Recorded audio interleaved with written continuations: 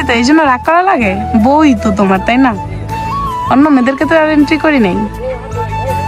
আচ্ছা ঠিক আছে, একটু হাসি দাও, একটু হাসি দাও। খুশি হয়েছো?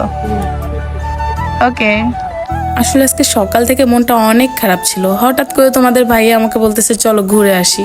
তারপরে ভাবলাম যে হ্যাঁ, ঘুরতে যাওয়া যায়, কিন্তু এত পরিমাণে গরম, ঘুরতে যাইতেও ইচ্ছা করতেছিল না। তারপরে বিকেলবেলা দেখতেছি এত মেঘ করছে, কিন্তু কোনো বৃষ্টি হচ্ছে না। তারপরে তোমাদের ভাইয়া আমাকে বলল যে চলো তাহলে এখনই ঘুরতে যাই। তারপরে আমি বললাম আচ্ছা চলো তাহলে ঘুরতে যাই।